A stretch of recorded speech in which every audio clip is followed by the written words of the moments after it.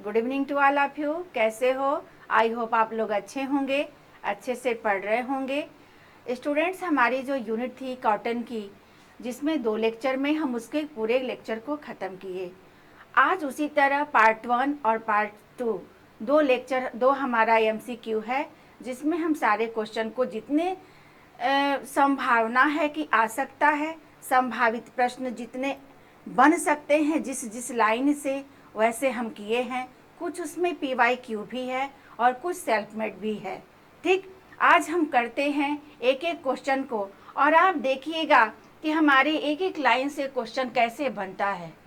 ठीक ना? और यही आप बस एक ही काम करिए। अगर एग्ज़ाम को अच्छे मार्क्स से क्वालिफाई करना है तो बस हमारे कॉन्सेप्ट को क्लियर करिए और उससे क्वेश्चन आंसर करिए। फिर देखिए कि आपको एग्ज़ाम क्लियर करने से कौन रोकता है। 100% मेरी गारंटी है कि जैसे हम पढ़ा रहे हैं और पढ़ रहे होगे, लेकिन उसी तरह से पढ़ो। ये नहीं कि आज पढ़े फिर कल नहीं पढ़े, तो फिर दिक्कत हो जाएगी। ठीक ना? इसी उम्मीद के साथ हम शुरू करते हैं कि आज के क्वेश्चन को करने के बाद ये लगेगा कि हमारा एक एक लाइन क्लियर हो गया है। ठीक ना? चलिए देखते हैं कि मेरा पहला क्वेश्चन क्या है, जो कॉटन का है। पहला ही क्वेश्चन देखिए, नेट का है, जो कह रहा है कि सुमेलित कीजिए फर्स्ट जो सूची है उसको सेकंड सूची से मिलान करिए। ठीक ना? ऐसे क्वेश्चन बनाने का बस एक मतलब रहता है कि एक एक साथ आपके 4-4 क्वेश्चंस को सॉल्व हम कर लेते हैं। ठीक ना? देखिए, पहला पूछ रहा है वानस्पतिक रेशे। वानस्पतिक रेशे, लिनन, रेमी, पीना, इसमें से कौन वानस्पतिक रेशे का क्या है, कौन सा है? ठीक, वानस्पतिक रेशे हमारा कहाँ जाएगा? सेल्यूलोज से निर्मित होता है। पूरे जितने भी हमारे वेजिटेटिव फाइबर्स होते हैं सारे सेल्यूलोजिक होते हैं, उनका निर्माण ही सेल्यूलोज से होता है। ठीक ना? तो पहला हमारा क्या हो गया? सेल्यूलोज से निर्मित हो गया। दूसरा हमारा जो लिनन है, ये कहाँ से मिलता है? फ्लैक्स के पौधे से मिलता है। ठीक ना? फ्लैक्स के तने से प्राप्त होता है, या पौधा यहाँ कहिए, पौधे कह लीजिए या तने कह लीजिए। ठीक ना? रेमी जो हमारा है और पीना, बचा क्या हमारा? 2, रेमी और पीना। रेमी में क्या होता है? पीना क्या है? सबको पता है कि पीना अनानास की पत्तियों से पाया जाता है। देखिए, इसका एक ट्रिक और होता है कि अगर आपके 2 ऑप्शन आ रहे हैं, 3 ऑप्शन आ रहे हैं, तो चौथा अपने आप क्लियर हो जाता है। ठीक ना? तो सबसे पहले आपको सबको पता है 3 हमको मिल गए, बचा रेमी। तो रेमी को हम क्या यहाँ से इसको कर देंगे। और ये जानते ही हो आप कि रेमी में ये क्वालिटी होती है कि यह कपास से भी ज़्यादा नमी को अवशोषण करने की क्षमता रखता है और कपास से भी ज़्यादा मजबूत भी होता है। ठीक ना? अगर ये गीली अवस्था में रहे तो इसकी मजबूती और भी बढ़ जाती है, कपास से भी ज़्यादा। आई बात समझ में? तो हमारा अब ये आंसर कहाँ आ रहा है? ए का पहला। ठीक ना? ए का पहला मिला मुझे। बी का कौन सा मिला? तीसरा मिल गया। सी का कौन सा मिल गया? दूसरा। ए भी मिल गया। और डी का कौन सा मिल गया? चौथा। तो हमारा आंसर कौन सा सही हुआ? ठीक, क्लियर है? हमारा इसका फर्स्ट ऑप्शन सही है। क्लियर है क्वेश्चन? इस तरह से क्वेश्चन में हम 4 क्वेश्चन को सॉल्व कर सकते हैं। ठीक ना? नेक्स्ट क्वेश्चन है आपका। नेक्स्ट क्वेश्चन देखते हैं कि ये भी यही है। ये भी सूची 1 को सूची सेकंड से मिलान करिए। देखिए, इसमें भी क्या है? परिवर्तित रेशा, मिश्रित रेशा और बाल के रेशे, विस्कॉस या मानवकृत रेशे। ठीक ना? विस्कास कहो या मानवकृत मैनमेड फाइबर कहो। अब इसमें से कौन है परिवर्तित रेशा? यहाँ कौन सा है? कौन सा समझ में आ रहा है? ऊंट ना होगा ना बांस होगा। आप 2 में कंफ्यूज हो गए कि मर्सराइज्ड है कि टेरिकॉट है। तो परिवर्तित रेशा हमेशा मर्सराइज्ड किया। रासायनिक बताए हैं आपको, पढ़ाते ही समय बताए हैं कि इसको क्या किया जाता है? रासायनिक प्रक्रियाओं द्वारा मर्सराइज करके इसको परिवर्तित कर दिया जाता है, दूसरे रेशे में की तरह, दूसरे रेशे की तरह कन्वर्ट कर दिया जाता है। ओके, तो ये हमारा पहला हो गया। मिश्रित रेशा, जो मिश्रित का मतलब है जो दो चीजों का मिश्रण हो, तो कौन सा दिख रहा है आपको दो चीजों का मिश्रण? टेरी प्लस कॉट। क्या है ये? टेरी प्लस कॉट। क्या हो गया? टेरी कॉट। और ये दोनों कौन सा रेशा हो गया? हमारा मिश्रण है, तो मिश्रित रेशा के नाम से इसको हम जानते हैं। ओके, बाल के रेशे बाल के रेशे, तो बांस में तो कोई बाल का रेशा होगा नहीं, तो बाल के रेशे कौन से, किसको कहते हैं हम? थोड़ा सा सिमिलर करके देता है, ऐसा नहीं है कि बिल्कुल पूछेगा कि ऊंट के छोटे छोटे बाल कौन से होते हैं। बाल कहो या रेशा, बाल भी हमारा क्या है, ठीक ना? बाल भी एक तरह से हमारा तंतु ही है, फाइबर ही है, ठीक ना? तो ये हमारा क्या है? ये हमारा ऊंट हो जाएगा। बचा क्या आपका? मानवकृत रेशा। बांस क्यों है? क्योंकि जो मानव जो फाइबर बनाता है पूरी तरह से, उसमें देखते हो कि बांस की लुगदी प्लस कपास के लिंटर्स होते हैं, तो बांस यहाँ पे लुगदी नहीं दिया है, ठीक ना? और लुगदी किसको कहते हैं? जो बांस का पल्प होता है, बीच का भाग होता है। ओके, क्लियर है? अब हम देखते हैं कि यह ऑप्शन कहाँ पे आ रहा है, ठीक ना? पहला का पहला, फिर हमारा दूसरा का तीसरा, बी का तीसरा, सी का दूसरा, पहला ही ऑप्शन ए भी सही है, ठीक ना? पहला ऑप्शन हमारा ए भी क्लियर है। ओके, क्लियर हो रहा है ना? किसी को कोई दिक्कत? कोई भी दिक्कत होगी हमें जरूर बताइएगा। नेक्स्ट क्वेश्चन क्या है? ये भी वही चीज है, कपास का एक सूची को दूसरे सूची से हम मिलाएंगे। कपास का तंतु, फिर है आपका मिश्रित रेशा, फिर लिनन, फिर मानवकृत रेशा, सीखना। यहाँ पे ये गलत हो गया है, यहाँ पे हम अम्ल कर देते हैं, ओके, एसिड कर देते हैं। ओके, अब देखिए, अब मिलाइए इसको, कपास का तंतु। अब इसमें आप कंफ्यूज हो गए, कपास का तंतु भी हम दे रखे हैं और लिनन भी दे रखे हैं, और दोनों क्या है? दोनों ही सेल्यूलोजिक रेशा है। आई बात समझ में? तो थोड़ा सा कंफ्यूज हो रहे हो ना कि दोनों ही का ये है आपका। अब बताओ इसमें हम क्या करेंगे? कपास के तंतु को यहाँ पे देखो, अब क्या देखेंगे कि इसके अलावा, सेल्यूलोज के अलावा और कौन सा वह वर्ड है जो इसमें मिलेगा। आई बात समझ में? तो आपको पता ही है कि कपास में हमारा इसके सेल्यूलोज के अलावा नाइट्रोजन की भी उपस्थिति रहती है, इसीलिए कच्ची अवस्था में इसका जो रेशा होता है वह भूरा होता है, और पक्की अवस्था में जाते जाते वह कैसा हो जाता है? वाइट हो जाता है, इसी नाइट्रोजन की उपस्थिति के कारण। नाइट्रोजन अगर ना होता तो ये प्रतिक्रिया उसके अंदर ना होती, ठीक? तो हम किसको मिला देंगे? मिश्रित रेशा। मिश्रित रेशा क्या है? अब देखो, अब दोनों हमारा एक तो क्लियर हो गया, दूसरा हमारा क्या हो गया? सेल्यूलोजिक रेशा है, ठीक। अब क्या बचा? आपका अम्ल है। अगर एसिड हम किसी पर डालेंगे और वो खत्म हो जाएगा, तो किस पर डालेंगे तो खत्म हो गया? सूती तंतु पे। अगर हम कॉटन के कपड़े पर एसिड डाल दें तो उसके फाइबर जो होते हैं नष्ट हो जाते हैं। आई बात समझ में? फिर हमारा बचा क्या?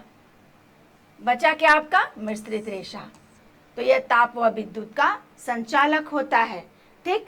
जैसा आप इसको बनाओगे, कॉर्ड्स है, टेरिकॉर्ड्स है, कॉटन है, तो आपका क्या हो जाता है? ताप व विद्युत का वह संचालक होता है, ठीक। तभी ऑप्शन हमारा इसमें ये गलत है। यहाँ पे ऑप्शन हम मिलाते हैं, ए का कर लीजिएगा इसको, तो आप इसको पता ही है। नेक्स्ट क्वेश्चन है आपका, सुमेलित कीजिए। फिर एक देखिए, ये भी क्वेश्चन है, सुमेलित कीजिए फर्स्ट सूची से सेकंड सूची को। अब यहाँ पे क्या पूछ रहा है कि रेशम, लिनन तंतु, रेटिंग और स्थायी रंग। अभी लिनन तंतु को समझ में आ गया होगा, लेकिन थोड़ा सा यहाँ का जो है बदला हुआ स्वरूप दिखाई दे रहा है, ठीक। अब हम क्या करेंगे अब लिनन का जो देखिए कैसे किया जाता है क्वेश्चन। अब सबसे पहले आप देखिए रेशम को अगर हम देखें तो इसको क्या कहा जाता है, क्वीन ऑफ फाइबर कहा जाता है। रेशों की रानी या तंतुओं की रानी के नाम से हम इसको जानते हैं। ठीक, ये क्लियर हो गया। रेटिंग जो प्रक्रिया हम करते हैं, रेटिंग मतलब होता है गलाना। जब हम तना वाला जो पौधा होता है उसको हम जब गलाते हैं, पानी में डालते हैं, ओस के थ्रू गलाते हैं, केमिकल के थ्रू गलाते हैं, उस प्रक्रिया को हम रेटिंग प्रोसेस कहते हैं। ठीक ना। तो रेटिंग का मतलब ही क्या हो, और रेटिंग किस लिए किया जाता है, खमीरीकरण, उसका फर्मेंटेशन होता है, गोंद अलग हो जाता है और वह गल के रेशा अलग निकल जाता है, उसका पेक्टिन निकल जाता है और हम रेशे को क्या करते हैं एकदम, जब खमीरीकरण यहाँ पे क्यों कहा गया है, वहाँ पे जब सड़ने की प्रक्रिया होती है, सड़न होता है उसमें, ठीक ना। जब सड़न होता है तो रेशा अलग हो जाता है और पेक्टिन से अलग होकर एकदम शाइनिंग युक्त हमारा रेशा प्राप्त कर लेते हैं। दो का मिल गया आपको। अब देखिए स्थायी रंग, अगर कलर को फिक्स करने के लिए हम किस प्रोसेस का प्रयोग करते हैं, क्या डालते हैं कि हमारा कलर अस्थायी रूप हो जाए, मतलब निकले ना कपड़ों से, तो क्या डालते हैं हम इसमें नमक का प्रयोग करते हैं। बताए थे ना, नमक या फिटकरी के प्रयोग करने से कलर, इसका ये कलर जाता नहीं है। अब आपका क्या बचा, लिनन तंतु पटसन के छाल से, कहीं कहीं ये दिया हुआ है कि पटसन के छाल से भी ये प्राप्त होता है, ठीक ना, लेकिन यहाँ पे हम पटसन भी कह सकते हो, फ्लैक्स भी कह सकते हो, ठीक ना। आई बात समझ में, ये कहीं कहीं दे देता है, ये आपको कंफ्यूजन क्रिएट करने के लिए किया है। ऐसा नहीं है कि ये बहुत इसका कोई मायने है, आप कंफ्यूज हो इसलिए ऐसा दिया हुआ है। नेक्स्ट आपका है कपास के रेशे के उत्पादन का सही क्रम दीजिए। देखिए बहुत ही अच्छे से आपको इसको हम समझाए थे कि सही क्रम क्या होता है, सही क्रम करना। पहले हम क्या करेंगे, इसको देखिए इसी तरह पूछता है, सीक्वेंस में लगाते हैं इसको। तो कंघी करना, दूसरा है खेती करना, खोलना, आपस में मिलाना, बिनौले निकालना, कटाई करना, पूनी बनाना और धुनना। उथल पुथल कर दिया है, सारे सीक्वेंस को क्या किया है, उथल पुथल कर दिया है। और देखो इसका कोई ट्रिक नहीं काम करता है, अपने से दिमाग में कोई भी ट्रिक बना लो, वो ज़्यादा आपके लिए यूज रहेगा। लेकिन प्रोसेस को हम जानते हैं कि जब हम खेती करते हैं किसी कपास का, उसको किस किस विधि से, किन किन चरणों से हम जब गुजरते हैं तो हमें एक अच्छा सा कपड़ा प्राप्त होता है, ठीक ना। तो पहले ही प्रोसेस में बताए थे कि पहले ही प्रोसेस में हम क्या करते हैं, खेती करते हैं, हार्वेस्टिंग करते हैं, बताए थे ना कि हार्वेस्टिंग करते हैं इसका। दूसरे में क्या करेंगे, हम हार्वेस्टिंग करते हैं। अगर मान लीजिए सब तो कुछ तो दे नहीं रहा है, सब तो दे नहीं रहा है, उथल पुथल कर दिया है क्वेश्चन को। अब देखिए पहले में हम देंगे इसको, खेती कर रहा है ये। अब खेती करने के बाद दूसरा प्रोसेस गायब किया है, तो दूसरे प्रोसेस के बाद तीसरा प्रोसेस क्या आता है, जब हम खेती करते हैं उसके बाद हम क्या करते हैं, गीनिंग प्रक्रिया करते हैं, ठीक ना। फिर हम क्या करते हैं, गीनिंग प्रक्रिया करते हैं। गीनिंग या बिनौला निकालना, जो भी कह दो, ओटाई करना। उसके बाद हम गांठ बांध, देखो एक ही में कर दिया है, बेलिंग, गीनिंग एंड बेलिंग एक में कर दिया है। आई बात समझ में। तो पहला करते हैं, फिर दूसरा करते, यहाँ पे दो लिख लो नहीं तो कंफ्यूज हो जाओगे। दूसरा करेंगे, फिर चौथा करेंगे, उसके बाद अब कौन सा करेंगे, हम गीनिंग कर लिए, ठीक ना, गांठ भी बांध लिए, बेलिंग प्रक्रिया कर लिए। बेलिंग प्रक्रिया के बाद क्या करेंगे, गांठों को खोलेंगे, ओपनिंग एंड ब्लेंडिंग बताए हैं ना। अब ये जो प्रक्रिया होती है ये मिल में होती है, ठीक ना। उसके बाद हम क्या करेंगे, तीसरा हमारा आ गया। अब जब मिला लेंगे उसके बाद हम क्या करेंगे, यहाँ पे कौन सा लग रहा है कि पहले क्या करेंगे, धुनाई करेंगे, कार्डिंग करेंगे यहाँ पे, ठीक ना, कार्डिंग करेंगे। कार्डिंग कर लिए, धुनाई हो गई। अब उसके बाद हम क्या करेंगे, अब यहाँ से हम कौन सा दिखाई दे रहा है, इसके बाद हम कंघी करेंगे। 7वां के बाद हम क्या करेंगे, कंघी करेंगे, कॉम्बिंग करेंगे। कॉम्बिंग करने के बाद हमारा जो रेसा हो गया समानांतर हो गया। अब हम क्या करेंगे, हमारा पूनी बनाएंगे, फिर हम पूनी बना देंगे, स्लीवरिंग करेंगे। यहाँ पे रोविंग ना, रोविंग ऊपर वाला जो प्रोसेस है उसको छोड़ दिया है, ऊपर वाला भाग। उसके बाद हम स्लीवरिंग करेंगे, उसके बाद हम तब उसके बाद लास्ट में क्या करेंगे, स्पिनिंग करेंगे। ये वाला ऑप्शन हमारा किस में आ रहा है, ठीक ना, हमारा ऑप्शन नंबर सी में आ रहा है। क्लियर है। पूरे प्रोसेस को जब तक याद नहीं करोगे तब तक ये क्वेश्चन सॉल्व नहीं होगा। एक प्रोसेस जहां गड़बड़ हुआ क्वेश्चन गलत हो जाएगा, ठीक ना। हम लास्ट में कल जो पार्ट 2 कराएंगे इसके प्रोसेस को फिर से आपको बता देंगे। ओके, वैसे भी मेरा लेक्चर देख लेंगी तो हम बहुत अच्छे से समझाए हैं। नेक्स्ट आपका है, देखो उसी से संबंधित ये भी क्वेश्चन है आपका, वस्त्र बुनने का सही क्रम लगाइए। हम जब वस्त्र की वीविंग करते हैं, वस्त्र की बुनाई करते हैं, वस्त्र को बनाते हैं तो किस सीक्वेंस में बनाते हैं।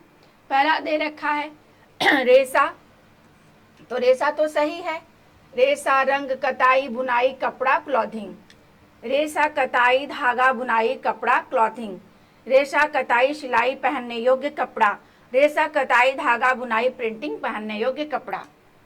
ठीक, कौन सा ऑप्शन समझ में आ रहा है आपको। पहले हम क्या करते हैं, रेशा लेते हैं, रेशा लेते हैं ना, फाइबर लेते हैं, बताए हैं पहले ही चैप्टर में, बताए हैं इंट्रो में आपको कि पहले हम क्या लेते हैं, वस्त्र को बनाने के लिए सबसे इसकी जो मूल इकाई है फाइबर उसको लेते हैं।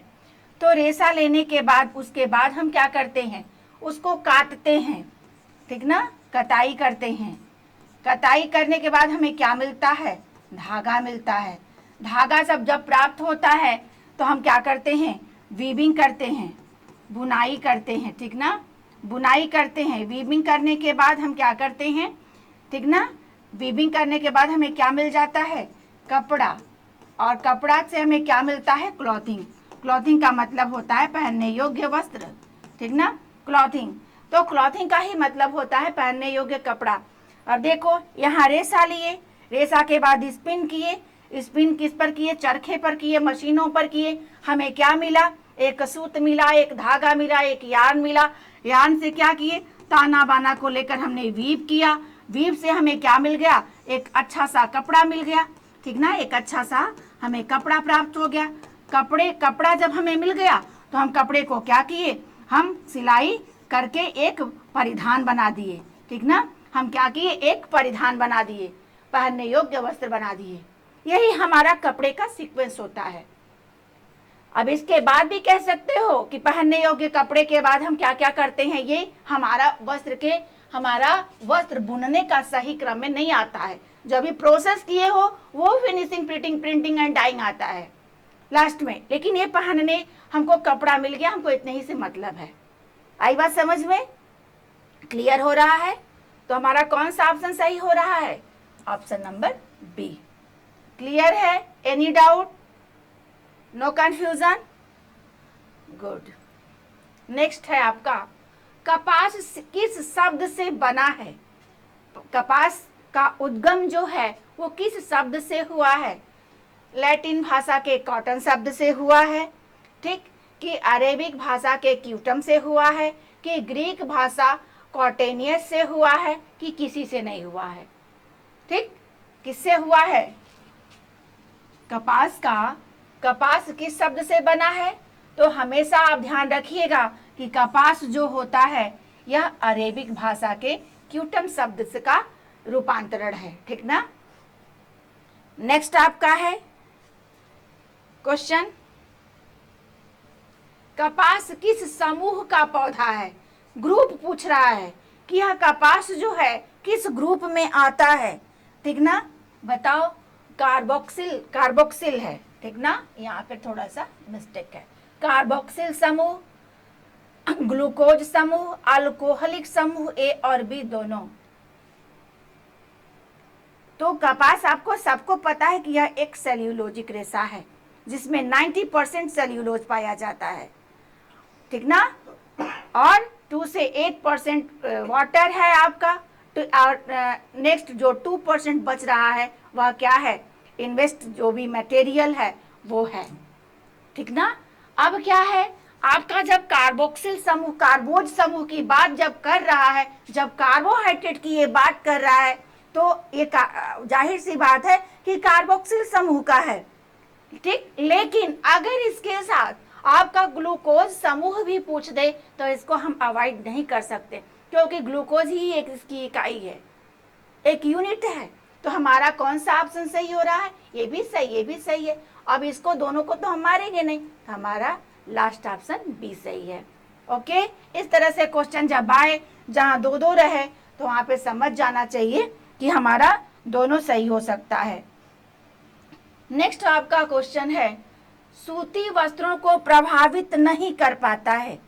देखिए, आप जब लेक्चर हमारा देखेंगे तो एक एक लाइन को हम समझाए हैं और उसी एक एक लाइन से क्वेश्चन भी आपका बना हुआ है, ठीक ना। सूती वस्त्र को प्रभावित नहीं कर पाता है, ये आपका कौन सा गुण है, कौन सा गुण है, केमिकल है कि फिजिकल है, ठीक ना। ये केमिकल उसकी प्रॉपर्टीज है, उसी में आप पढ़े हो।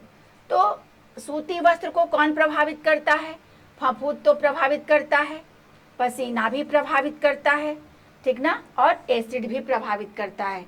तो क्या नहीं प्रभावित करता है, कीड़ा प्रभावित नहीं करता है। कीड़ा किस रेशे को प्रभावित करता है, प्रोटीन तंतु को, ठीक ना, प्रोटीन रेशे को प्रभावित करता है। जैसे आपका रेशम हो गया, ऊल हो गया, इसमें कीड़े लगते हैं, लेकिन सेल्यूलोजिक रेशे में फफूंद लगता है। अगर जिसका अम्लीय पसीना होता है उससे भी रेशे नष्ट हो जाते हैं, और जो अम्ल होता है अगर हम उस पर डाल दें कपड़े को तो उसके भी रेशे निर्बल पड़ के नष्ट हो जाते हैं। नेक्स्ट आपका क्वेश्चन है, वर्तमान समय में भारत कपास के व्यापार के क्षेत्र में किस ब्रांड को सबसे ज्यादा, ब्रांड की बात पूछ रहा है ये, कि किस ब्रांड को सबसे ज्यादा प्रचलित कर रहा है, ठीक ना। ये जब ब्रांड की बात कर रहा है वर्तमान समय में, और कौन, भारत, तो कौन किसका कह रहा, आइसलैंड है, ये आइसलैंड कपास है। क्या आइसलैंड कपास है कि अपलैंड कपास है कि बर्बेंडेंस है कि कस्तूरी कपास है, आ रहा है समझ में। तो कौन सा कपास का बताए थे कि इस समय भारत सबसे ज्यादा जो व्यापार के क्षेत्र में अग्रणी हो रहा है जिस कॉटन को लेके, उसका नाम क्या है, कस्तूरी कपास के नाम से जानते हैं, ठीक ना। यह बहुत ही बढ़िया किस्म का होता है, इसके लोगों को हम जब देखते हैं तभी इसको खरीद लेते हैं कि यह कस्तूरी कॉटन का है। नेक्स्ट आपका है, कपास के छोटे छोटे, ध्यान दीजिएगा कि क्वेश्चन पूछ क्या रहा है, यहाँ पे आप कंफ्यूज हो सकते हो। कपास के छोटे छोटे रेशे, यहाँ पे रेशे है, छूट गया है इनसे, रेशे जो कि रीजनरेट रेशा के रूप में प्रयोग होता है, कहलाता है। बात को समझिएगा कि क्वेश्चन क्या पूछ रहा है कि कपास का वह छोटा छोटा रेशा जो व्यक्ति, जो मानव रीजनरेट करके सेल्यूलोज फाइबर का निर्माण कर रहा है, वह इस रेशे का नाम क्या है, ठीक ना। तो छोटे रेशे को सबको पता है कि स्टेपल रेशा कहते हैं ना। छोटे रेशे को क्या कहते हैं, स्टेपल रेशा के नाम से जानते हैं, और बड़े रेशे को, लंबे रेशे को क्या कहते हैं, फिलामेंट के नाम से जानते हैं, ठीक। नाइल जो रेशा है, तो ये पार्टिकुलर ये समझिएगा कि कपास के, ओनली कपास की बात अगर हम करें तो कपास के छोटे रेशे को हम कहते हैं, नाइल कहते हैं, ओके, नाइल कहते हैं। और लिंटर्स है, यहाँ पे लिंटर्स है, ए और बी दोनों है। कौन सा आपको ऑप्शन सही लग रहा है, ठीक ना। देखो, अब ये तो दोनों क्लियर हो गया कि स्टेपल छोटे रेशे हैं जो इंच में मापा जाता है, नाइल ओनली कपास का जो रेशा है, और बात भी कर रहा है कि छोटे छोटे रेशे, ठीक ना। लेकिन यहाँ पे इस शब्द का जहां प्रयोग हो गया है रीजनरेट, तो रीजनरेट का जब मानव सेल्यूलोज का निर्माण करता है, सेल्यूलोज फाइबर का निर्माण करता है, उस समय वो जो कपास हमारा होता है, जब कार्डिंग प्रक्रिया की जाती है तो छोटे छोटे जो टुकड़े के रूप में गिर जाते हैं, उसी को लिंटर्स कहते हैं। और उसका भी मानव क्या करता है, उसका भी रीजनरेट करके जो वेस्टेज हमारे कपास के सेल्यूलोजिक रेसे होते हैं, उसको रेयान का निर्माण करने में प्रयोग करता है। आई बात समझ में? तो हमारा बेहतर आंसर क्या हो जाएगा, क्या हो जाएगा, लिंटर्स। ओके, ये भी कई बार क्वेश्चन आपसे पूछ चुका है। क्लियर है ना? नेक्स्ट आपके क्वेश्चन है, यदि वस्त्र सघन हो तो उसका घनत्व होगा। यहाँ सघनता की बात कर रहा है। हमारा कॉटन का कपड़ा एक झिरझिरा होता है, ठीक ना, और एक सघन होता है। झिरझिरा होता है, और तो झिरझिरे में क्या होता है, उसकी जो बनावट होती है, आप देखो कि थोड़ा थोड़ा थोड़ा थोड़ा ऐसे ऐसे ऐसे ऐसे दिखता रहता, होल दिखता रहता है। और जिसमें सघनता होती है, ठीक ना, जिसमें ऐसे सघनता होती है, उसमें बहुत बारीकी से हम देखते हैं, कुछ लाइनें दिखती नहीं है, बहुत सघन होता है। ओके, तो अगर ये मान लो जब सघन हो गया तो क्या होगा, भार अधिक होगा कि लचीला हो जाएगा, किसका भार कम होगा कि ज्यादा भद्दा हो जाएगा? कौन सा समझ में आ रहा है? अगर इस तरह से हम देखें दोनों को तो देखो, अगर ये बहुत सघन हो गया तो इसमें तंतु क्या हो गए, बहुत यूज हो गए, तो इसका वेट क्या होगा, कम होगा, इसका वेट ज्यादा होगा। तो इसमें क्या हम लगाएंगे कि भार क्या हो जाएगा, अधिक हो जाए। फ्लेक्सिबिलिटी होगी नहीं, भार कम होगा नहीं, भद्दा नहीं होता, सुंदर दिखता है। तो हमारा बेहतर आंसर क्या है, भार अधिक हो जाएगा। नेक्स्ट आंसर है, नेक्स्ट क्वेश्चन है आपका कि रेशों का परीक्षण, जब हम रेशों को टेस्ट करते हैं तो सबसे विश्वसनीय टेस्ट कौन सा होता है, जिस पर हम 100% विश्वास कर सकें? कुछ तो अनुमान ही लगाते हैं ना, छू के सारा चीज का हम अनुमान नहीं लगा सकते, तोड़ के नहीं लगा सकते, जला के नहीं लगा सकते। तो इसमें से देखो कि कौन सा होगा, दाह्य परीक्षण और विक्षणीय परीक्षण, इसको माइक्रोस्कोपिक कहते हैं, माइक्रोस्कोपिक टेस्ट, ठीक ना, टेस्ट। ओके, माइक्रोस्कोपिक टेस्ट है। और स्याही परीक्षण या इंक टेस्ट कोई नहीं। तो कौन सा होता है ये समझ लीजिएगा कि सबसे विश्वसनीय टेस्ट जो होता है यह अणुविक्षणीय परीक्षण या माइक्रोस्कोपिक टेस्ट होता है। ठीक, नेक्स्ट है आपका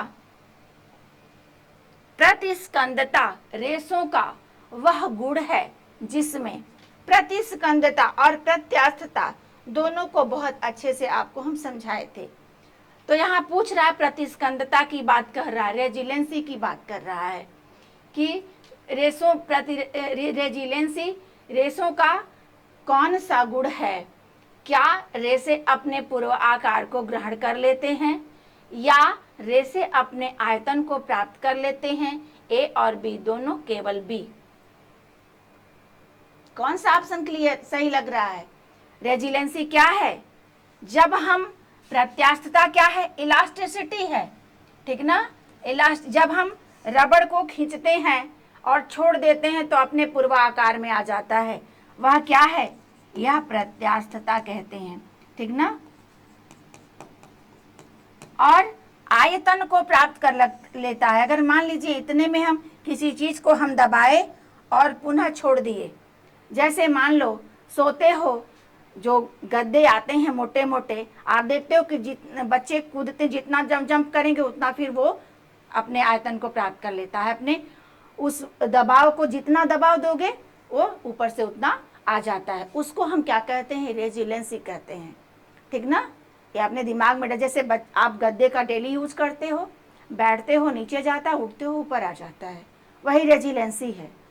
इस चीज से आपको याद हो जाएगा। ओके, तो हम यहाँ पे क्या हो गया, हमारा आंसर क्या हो गया कि रेशे अपने आयतन को प्राप्त कर लेता है, ठीक ना। अगर यही पूछ ले कि प्रत्यास्थता रेशों का वह गुण है तो रेसे अपने पूर्वाकार को ग्रहण कर लेता है। दोनों क्वेश्चन बार बार बनते हैं, ठीक ना। नेक्स्ट क्वेश्चन है आपका कि सूती कपड़ा जलता है तो अगर कॉटन के कपड़े को हम जलाते हैं तो उसकी लौ कैसी निकलती है। बर्निंग टेस्ट जब करते हो, ठीक ना, तो उसमें से लौ कैसी निकलती है। पीली निकलती है कि लाल पीली दोनों निकलती है कि केवल एक ही कोई नहीं, बताओ। बर्निंग टेस्ट करते हो जब सूती कपड़े का तो उसकी लौ कैसी निकलती है, तो जाहिर सी बात है कि पीली निकलती है। लेकिन एक बात ध्यान रखिएगा, यहाँ पे हम इसलिए डाले हैं कि जब नीचे की तरफ वो लौ जाती है तो लाल हो जाती है, और जब ऊपर की तरफ वो लौ जाती है तो पीली हो जाती है। तो हमारा अगर लाल भी ऑप्शन में रहे, ठीक ना, लाल भी ऑप्शन में रहे तो लाल और पीला हम दोनों को लगाएंगे, क्योंकि दोनों ही चीज हमको दिखाई देती है।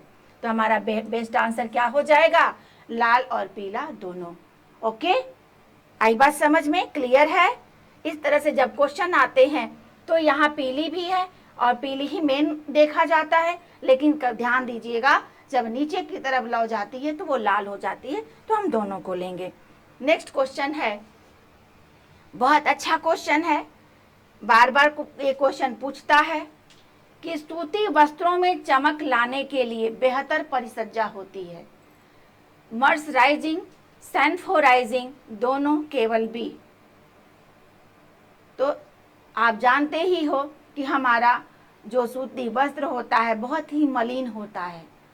ये भी हम बताए थे उसी दिन लेक्चर में ही आपको दिए हैं कि वह बहुत मलिन होता है, और उसको दूर करने के लिए कॉटन के वस्त्रों पर उसको चमक लाने के लिए मर्सराइज परिसज्जा किया जाता है। तो हम क्या लगाएंगे, मर्सराइजिंग परिसज्जा। सैनफोराइजिंग जो होती है सिकुड़न परिसज्जा होती है, मतलब कपड़ा सिकुड़ेगा नहीं, ये एक मार्क होता है, ये लगा, उसी पर ये मार्क है, कपड़े पे लगा रहता है, तो हम समझ जाते हैं कि इस कपड़े में सिकुड़ने का गुण नहीं है, इस पर सिकुड़न और उधरी परिसज्जा किया हुआ है, उसी को हम सैनफोराइजिंग कहते हैं। नेक्स्ट क्वेश्चन है,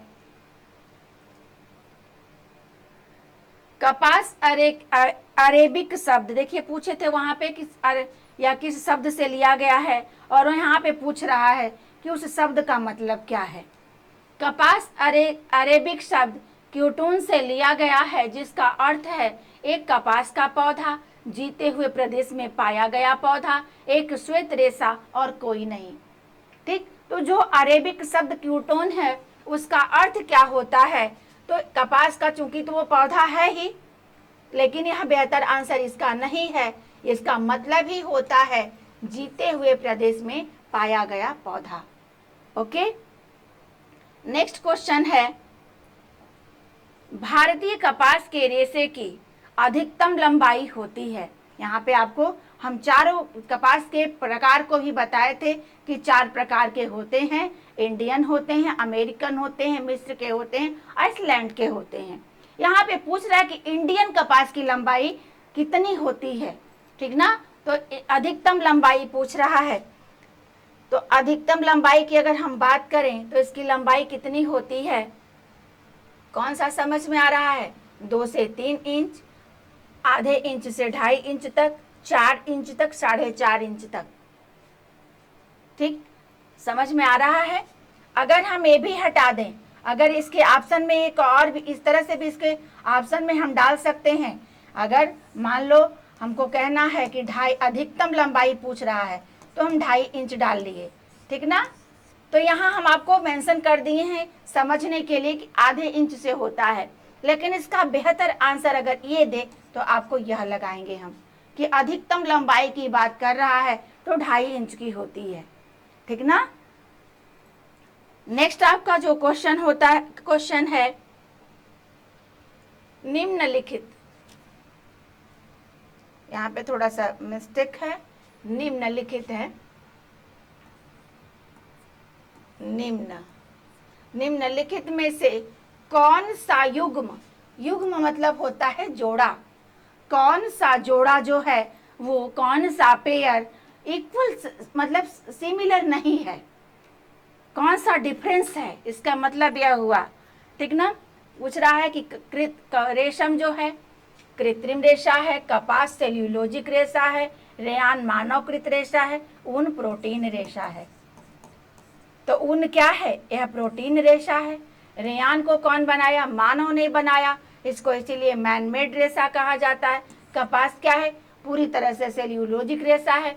लेकिन रेशम भी हमारा क्या है? कृत्रिम रेशा ना होकर यह भी कौन सा रेशा है? प्राकृतिक रेशा। प्राकृतिक रेशा है, नेचुरल रेशा है, ठीक ना। और नेचुरल रेशे में, प्राकृतिक रेशे में यह सबसे लंबा रेशा है, सबसे लंबा रेशा है। ध्यान रखिएगा, अगर प्राकृतिक रेशा पूछता है कि प्राकृतिक रेशों में सबसे लंबा रेशा कौन है, तो हमारा सिल्क है। अगर पूछता है कि वानस्पतिक रेशा में सबसे लंबा रेशा कौन है, तो हमारा क्या है? लिनन है, क्योंकि वनस्पतियों से वह मिलता है। और जो सिल्क है प्राकृतिक जगत में प्राणी से मिलता है। क्योंकि प्राणियों से मिलने के कारण यह एक प्रोटीन तंतु है, कृत्रिम तंतु नहीं है। तो यही हमारा जो पेयर है ये सुमेलित नहीं है, ठीक ना। क्लियर है आंसर? नेक्स्ट है क्वेश्चन आपका, टेरिकाट किसको मिलाकर तैयार किया जाता है? ठीक ना। पहले तो टेरिकाट अभी बताए हो कि टेरिकाट एक मिश्रित रेशा है। अब किससे मिलकर बनाया है? क्या ऊन और सूती से बना है, कपास टेरिलीन से बना है, पॉलीकाटन से बना है कि किसी से नहीं, ठीक ना। तो अगर हम ऊन और सूती को मिलाएंगे तो यहाँ पे कौन बनेगा? कॉट्स ऊल बनेगा, कॉट्स ऊल बनेगा। तो ये भी हमारा गलत है। कपास और टेरिकाट को मिलाएं, ठीक ना, तो ये हमारा क्या होगा? Cotton plus terylene. ये तो सही है हमारा। तब ये कौन सा आंसर हमारा सही जा रहा है? Cotton plus terylene. पॉलीकाटन से ये भी हमारा मिक्स बनेगा, लेकिन टेरिकाट नहीं बनेगा।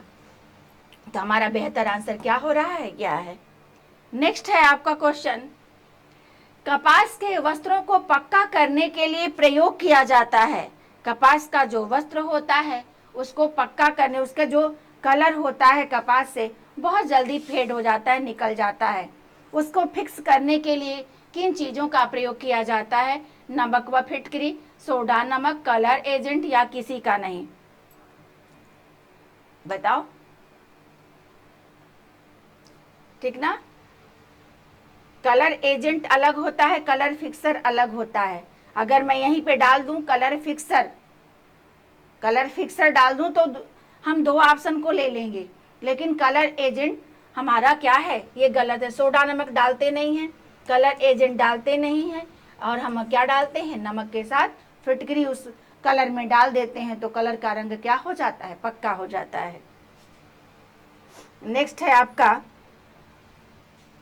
कपास को प्राप्त करने की प्रक्रिया या चरणों को क्रम में लगाइए। देखिए फिर वही चीज आया है कि क्या कौन कपास को जब हम इकट्ठा करते हैं तो किन किन चरणों से हमको गुजरना पड़ता है, ठीक ना। देखिए उसी चीज को पूछा है, पूछने की स्टाइल इसकी चेंज हो गई है। हार्वेस्टिंग, पहला है हार्वेस्टिंग, पॉड को कलेक्ट करना, गीनिंग करना, वेलिंग करना, कॉम्बिंग करना, रोविंग करना। हार्वेस्टिंग करना, गीनिंग करना, कॉम्बिंग करना, रोविंग करना। Ginning, combing, drawing, slivering. Ginning, combing, drawing, spinning. ठीक, हमको देखना क्या है कि इसमें से सबसे बेहतर क्या है, कौन सा ऑप्शन सबसे बेहतर जाएगा, ठीक ना। तो पहले हम क्या करते हैं, इसमें भी हार्वेस्टिंग है, इसमें हार्वेस्टिंग तो पहले करेंगे। तो हार्वेस्टिंग करते हैं सबसे पहले, खेती करते हैं। खेती में ही क्या करते हैं हम? पॉड का कलेक्शन कर लेते हैं। कलेक्शन के करने के बाद उसके बिनौले और रेशा को अलग कर लेते हैं। बेलिंग, गांठे बना लेते हैं। गांठे बनाने के बाद तो और भी प्रक्रिया है, लेकिन सबको तो पूछेगा नहीं। इसके बाद तब हम कॉम्बिंग करते हैं, तब रोविंग करते हैं, तब स्लीवरिंग और स्पिनिंग करते हैं। हार्वेस्टिंग के बाद तुरंत हम गीनिंग कर सकते हैं, लेकिन यहाँ एक पॉड का कलेक्शन दे दिया है तो ये भी सही नहीं है। तो सबसे बेहतर आंसर हमारा क्या जा रहा है? यह जा रहा है, ठीक ना। पूरे सीक्वेंस में उसी में पहले में ही ऑप्शन में हमारा क्लियर है, ठीक ना। नेक्स्ट है, इस प्रोसेस को एकदम 100% रट लीजिएगा। एक कभी प्रोसेस छूटेगा तो क्वेश्चन गलत हो जाएगा। कितना ये लर्न नहीं करोगे तो क्वेश्चन को सॉल्व नहीं कर पाओगे। नेक्स्ट क्वेश्चन है आपका, ताप के अच्छे सुचालक हैं। ताप के अच्छे सुचालक हैं कौन? हमारा जो कपड़ा है जो हमारे शरीर से गर्मी को अंदर और बाहर कर सकता है, बाहर से हवा को ले जा सकता है और हमारे गर्मी को ऊपर बाहर ला सकता है। इसी को हम सुचालक कहते हैं। आपकी लैंग्वेज में हम समझा दिए हैं कि कभी ये चीज़ भूलेगी नहीं। ठीक, अब बताओ, सूती है, लिनन है, ए और बी दोनों, केवल सी। तो हम आपको पता ही है कि हमारा जो दोनों रेशा है सेल्यूलोजिक है। सेल्यूलोजिक रेशा होने के कारण सूती भी हमारा ताप का सुचालक होता है और लिनन भी हमारा ताप का सुचालक होता है। तो हमारा आंसर क्या जाएगा? ए और बी दोनों।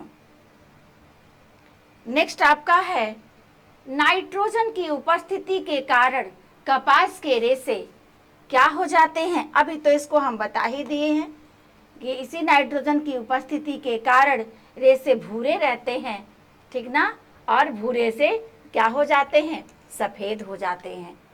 अभी हम बता दिए हैं तो इसको एक्सप्लेन करने की ज़रूरत। हल्का क्रीम कलर का उसका नेचुरल कलर है ये, ठीक ना, ब्राउनिश, ब्राउनिश नहीं कहेंगे हम, क्रीमी सबसे बेहतर है। अपने समझने के लिए जान लो कि जब कपास काटन का जो हमारा रेशा होता है शुरुआत की अवस्था में, कच्ची अवस्था में, वह किस कलर का होता है? तो क्रीमी येलोइश होता है। नेक्स्ट है क्वेश्चन आपका, रिबन या मुड़ी हुई नली के समान रेशा दिखाई देता है, ठीक ना। रिबन या मुड़ी हुई नली के समान रेशा दिखाई देता है, किस में देता है? अनुप्रस्थ काट में देता है कि अनुदैर्घ्य काट में देता है कि ए और बी दोनों में देता है, ठीक ना। देखो यह दोनों को बताए थे कि अनुप्रस्थ काट को स्ट्रक्चर देके बताए थे और अनुदैर्घ्य काट को, और ये दोनों क्वेश्चन बार बार पूछता है।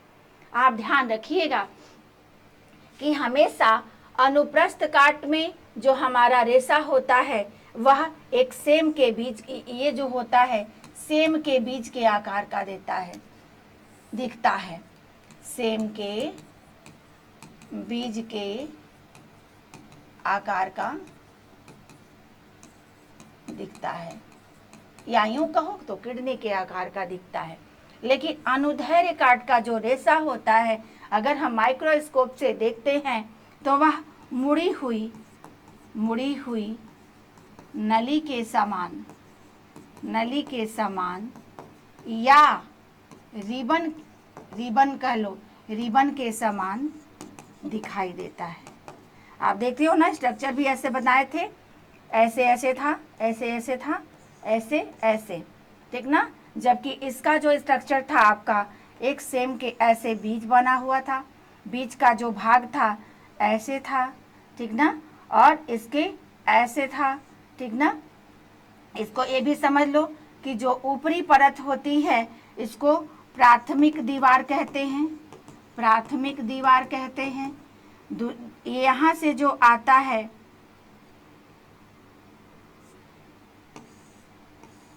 यहाँ से ये जो हमारी प्राथमिक दीवार है, इसको ऐसे जो बनाता है वो हमारा क्यूटिकल है। ये तीनों से क्वेश्चन है, इसीलिए बार बार इसको हम समझा दे रहे हैं। कोई ज़रूरी नहीं, इसी को चाहे तो हम 10 क्वेश्चन और बना दे, लेकिन उससे कोई फायदा नहीं है टाइम वेस्ट करने से। कॉन्सेप्ट को समझ लो, 10 क्वेश्चन पूछे तो करो ना। ये कोई ज़रूरी नहीं कि 100 क्वेश्चन वहाँ से बन सकता है, 100 क्वेश्चन भी बन सकता है, उसके 50 क्वेश्चन भी बन सकते हैं।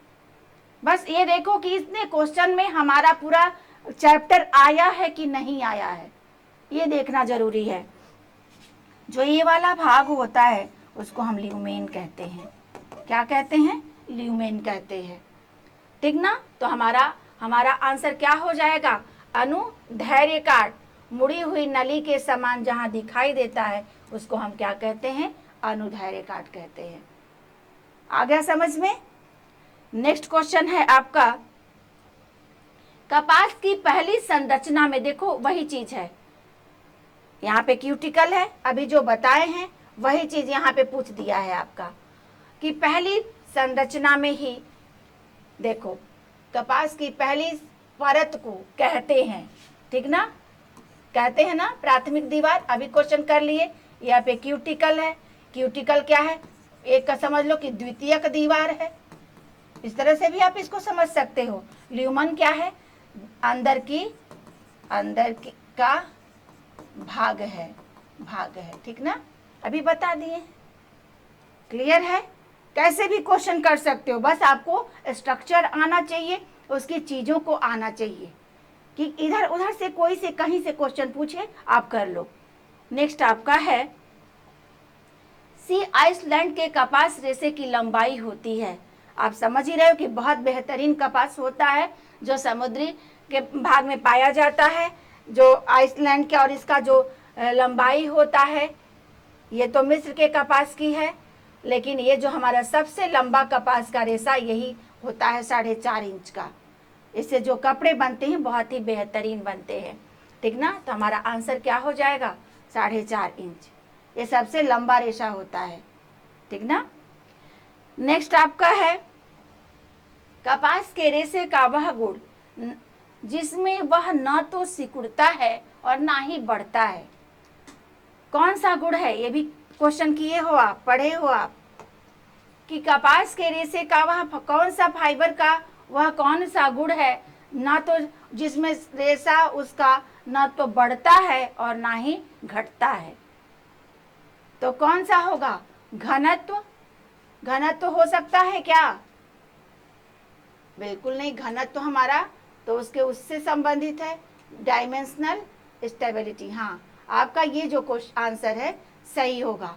एज इट इज बने रहना, बताए थे ना कि इसका मतलब ही होता है कि जिस रूप में है वह उसी रूप में रहेगा।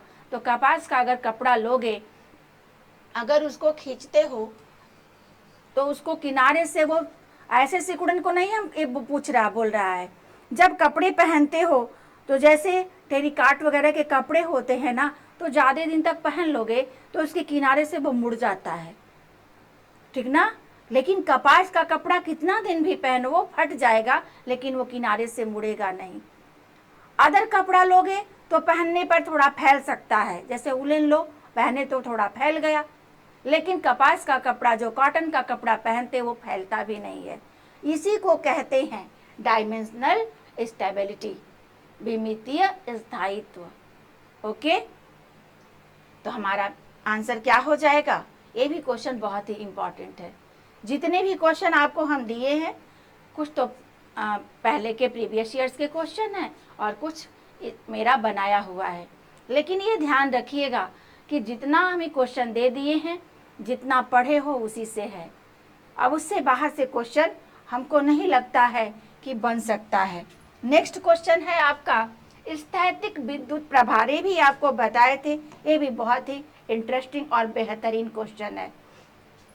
स्थैतिक विद्युत प्रभाव उत्पन्न नहीं होता है कपास के रेशों पर, ऊनी रेशों पर, पॉलिएस्टर रेशों पर।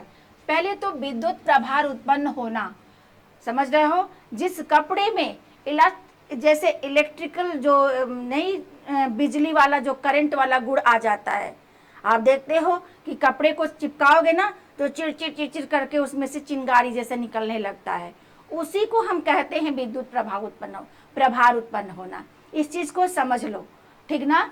तो ये जो हमारा है ऊनी रेशों पर भी होता है। आप उलन पहनोगे ना, देखोगे कंबल वगैरह, कभी ध्यान दीजिएगा, और जब उड़ोगे ना तो उसमें से चिनचिनाहट निकलती है। पॉलिएस्टर पर भी होता है, लेकिन कपास पर नहीं होता है, इसलिए हमारा राइट आंसर क्या हो जाएगा, कपास के रेशों पर। क्लियर हो रहा है ना क्वेश्चन। नेक्स्ट आपका है क्वेश्चन,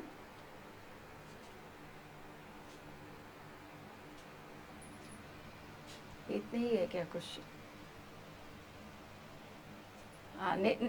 यही तक मेरा लास्ट क्वेश्चन है।